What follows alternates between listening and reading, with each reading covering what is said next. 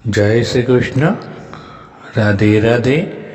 राधे सत्संग में सत्संग का रसपान करते सभी आत्मीयजनों, श्री वल्लभ की प्रेरणा से प्रेरित होकर राधे सत्संग में आज हम देखें कि प्रेम की पराकाष्ठा क्या है, प्रेम की पराकाष्ठा कहाँ तक हो सी। तो इससे पूर्व अगर आपने राधे सत्संग चैनल को सब्सक्राइब न किया हो तो सब्सक्राइब कर लेना, जिससे आपको हर सत्संग की जानकारी मिल सके। प्रियजनों, काम्य कुंड में ललिता कुंड है कि जिसमें ललिता जी स्नान किया करती थी। जब स्नान करती थी और सदा राधा और कृष्ण को मिलन की चेष्टा करती थी। एक दिन ललिता जी बैठे बैठे हार बनाती है और बनाकर तोड़ देती है। हर बार यही करती, फिर बनाती, फिर तोड़ देती, फिर बनाती, फिर तोड़ देती। नारद जी ऊपर से देखते हैं तो आकर ललिता जी से पूछे कि आप ये क्या कर रही हो। ललिता जी कहती है कि मैं कृष्ण के लिए हार बना रही हूँ। नारद जी ने कहा, हाँ वो तो मैं देख रही हूँ, परंतु आप बार बार बनाती है और तोड़ देती है, ऐसा क्यों करती हैं? तो ललिता जी कहती है, नारद जी मुझे लगता है कि ये हार छोटा होगा, कृष्ण को तो मैं तोड़कर दूसरा बनाती हूँ, पर फिर लगता है कि ये बड़ा ना हो तो उसे भी तोड़ देती हूँ, इसलिए मैं बार बार बनाकर तोड़ती हूँ। अबे नारद जी कहते हैं, इससे तो अच्छा है कि भगवान को बुला लो और उनके सामने हार बना दो। अब नारद जी जाते हैं और बाल कृष्ण को ले आते हैं तो ललिता जी उनके नाप का हार बनाकर पहना देती है। परंतु नारद जी तो पहले ही भगवान से कहकर आते हैं कि आज मुझे ललिता कृष्ण की लीला देखनी है, कृष्ण और ललिता जी को नायक नायिका के रूप में देखना है। तो भगवान ललिता जी से कहते हैं, आओ मेरे साथ झूले पर बैठो। तो ललिता जी कहती है कि अभी राधा जी आती होगी, वे ही बैठेगी, पर भगवान को जिद करने पर ललिता जी बैठ जाती है, क्योंकि गोपियों का उद्देश्य भगवान का सुख है।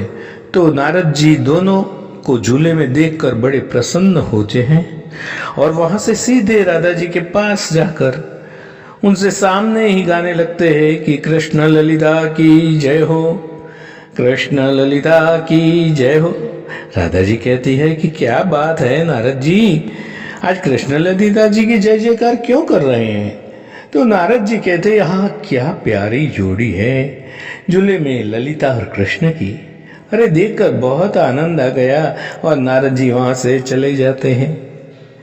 जब राधा रानी ये बात सुनती है तो उन्हें रोष आता है और वो झट से ललिता कुंड में आकर देखती है कि कृष्ण ललिता जी के साथ झूला झूल रहे और सारी सखियां झूला झूला रही है।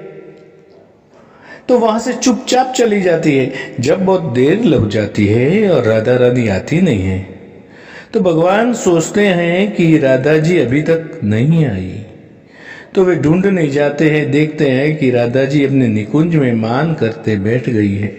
कृष्ण मनाते हैं, राधा जी मान जाती है या फिर वो आकर माधव के साथ झूला झूलती है। और ललिता जी, विशाखा जी, सारी सखियां झुलाती है। ये है मान लीला राधा जी की, कोई साधारण नहीं। जब राधा जी को लगता है कि भगवान मेरे साथ ललिता जी को भी बिठाए झूलाई पर आए, तो राधा जी का इशारा पाकर भगवान अपनी दूसरी ओर ललिता जी को बिठा देते हैं। एक और राधा जी बैठी है तो दूसरी ओर ललिता जी बैठी है। सब सखियां झूला रही है। अब कुछ देर बाद फिर राधा रानी की इच्छा होती है कि अब मैं झूले से उतर जाऊं और अब दूसरी ओर भगवान विशाखा जी को बैठाए और मैं झूला झूलाऊं। भगवान वैसा ही करते हैं।